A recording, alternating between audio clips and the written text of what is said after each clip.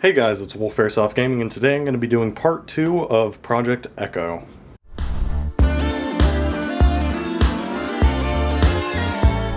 Okay, so here you can see we have the GR-25 right here, 5 magazines, and a few other goodies that are actually installed right now in the gun.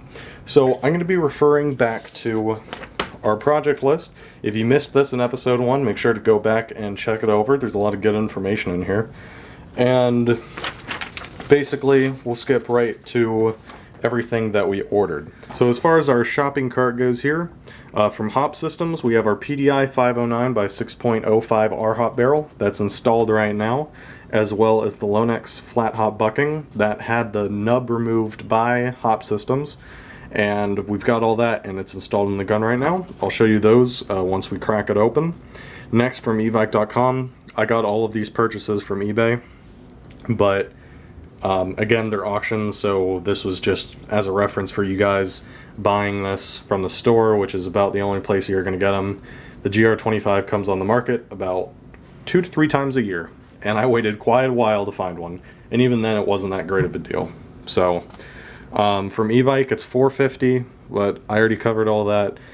Basically, it's really, these mags are about $30 a piece, no idea why, and the gun's pretty damn pricey too.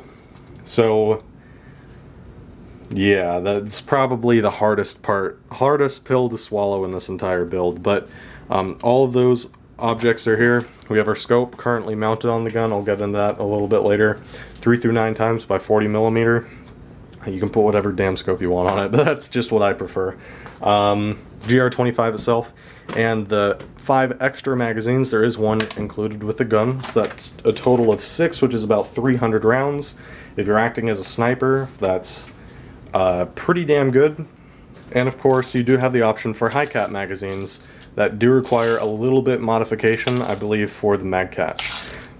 But like, this is a 500 round A&K magazine. That will also work. You can get 110 round mid caps that are the full size, and to be honest, it looks really good, but I really like these because they're almost like VSR-10 magazines, and as going as a sniper build for this, I wanted to keep everything as low profile as possible. So you can see all of those objects on our list are here and present. Next, we have the Reaper Hpa System. That comes tomorrow. Right now it's Sunday. I took a day off from my usual play to basically film some videos, upload some videos. The GR-25 unboxing is actually being uploaded right now behind me while I'm filming this one. This is going to be the next one up. So tomorrow I will have the Reaper, and I'm going to be doing some more parts of the video and some more an install guide for the Reaper inside the GR-25. So they shipped it out very timely considered the volume of order. I mean, it just came out and they have hundreds of orders that they're shipping out. So it only took them, I think, 4 or 5 days to ship mine out, even with that high volume. So max models, I bought this like a week ago, still nothing. I got processing. So I guess it's just one of those companies that just wait forever to ship stuff. Or they already shipped it and they just didn't notify me. GR-25 hop-up spacer, again, currently installed. We'll go into that a little bit, and I'm going to make a separate video on how to install a normal M4 hop-up in the GR-25 because everyone thinks it is impossible, but it's not. You just need the spacer. And from Bingo, yep, there we go. So that covers everything on our shopping list. So now we'll crack the gun open and get into a little bit more detail. Okay, so again, I am going to go into a little bit more about the GR-25 since this is not just a build series. I went over my initial impressions in the unboxing. The standard version 2 gearbox is pretty good. The one it came with in mine was, I don't even want to talk about it. It gave me nightmares. But the system itself seems pretty good. I'm getting a major air leak as an AEG somewhere. I think it's the AEG gearbox. We'll get into that another time. So that's something that I'm going to be updating you guys on the build. If it is a problem between the hop-up unit and the hop-up spacer, which I doubt it is because it seems to be exact and very tight fitting, very well made as well, I will update you guys on that. But for right now, we're going to go ahead and take the upper receiver off, and you will get to see what it's set up as right now.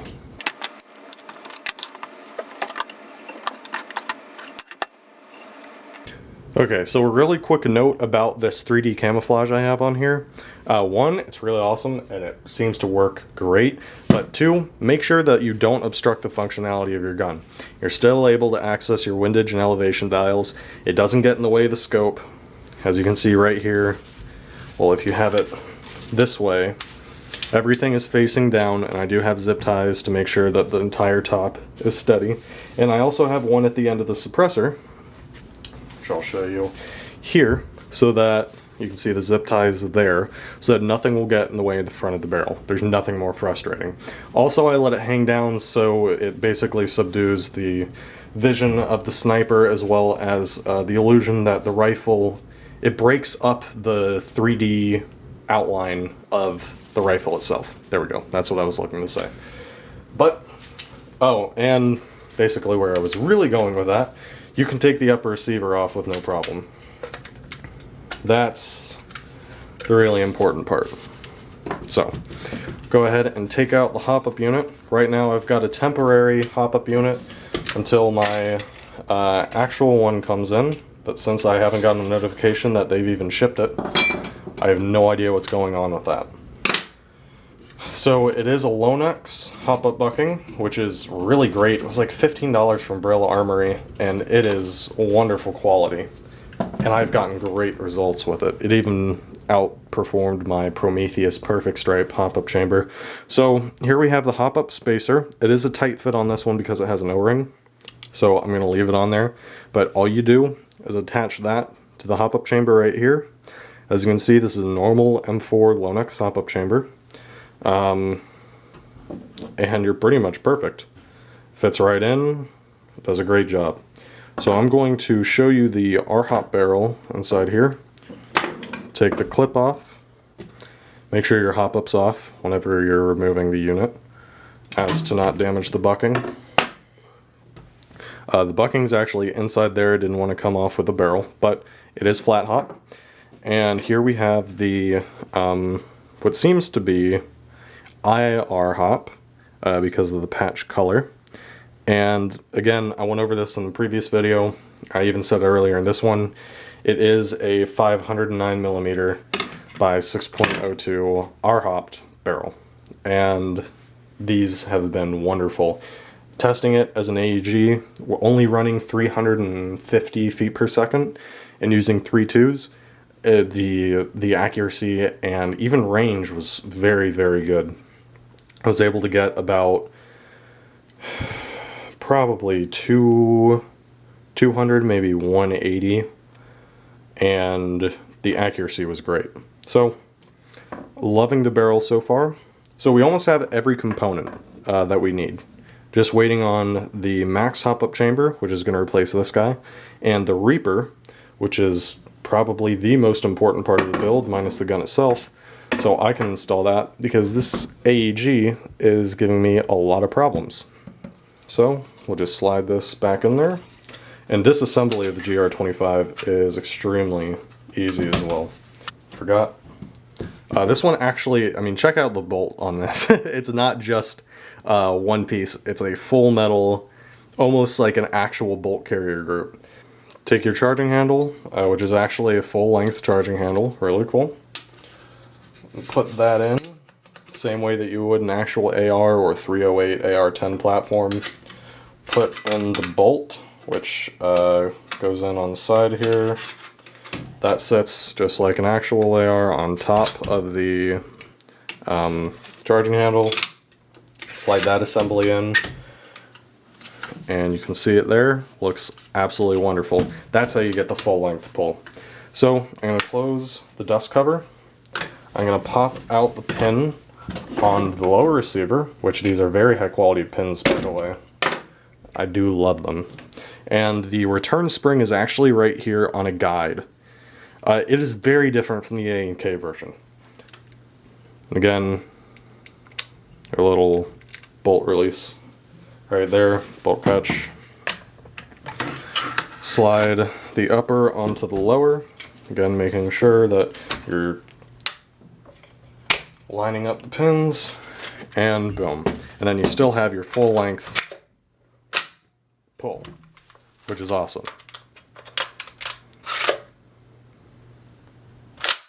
So that's everything inside the rifle. I've been very pleased with it so far. It feels great. It's made of a great quality metal. And a note about the spacer. I have the invoice here. You can see that the product was $6. Shipping was $1.19. So $7.19 for the conversion was not bad at all. So as far as our build is coming along, I've got a lot of the stuff here. I do have 2 more items coming. Like I said, the Reaper comes tomorrow. There'll be a whole thing on that, as well as the max hop-up unit, which I guess I'm going to check after this video. And I'm going to put up now if I found anything out about it, but so far they just said it was processing. Coming from Canada should take a little bit longer, so I am kind of concerned about that, as I do have an operation this weekend, an operation next weekend, and a few other Milsim events in July and August. So, thank you guys so much for watching. This is a little update for part 2 of this series. Again, if you haven't seen part 1, you might want to check it out, and I'm sure that the links for part 3 and the rest of them, the playlist, when they do come out, will be updated in the description. Thank you guys so much for watching. If you have any questions about this build or anything like that, please leave a comment in the comment section, because this is basically a learning experience. I'm not making this for my own sake. Obviously, I know how to do it because I'm doing it.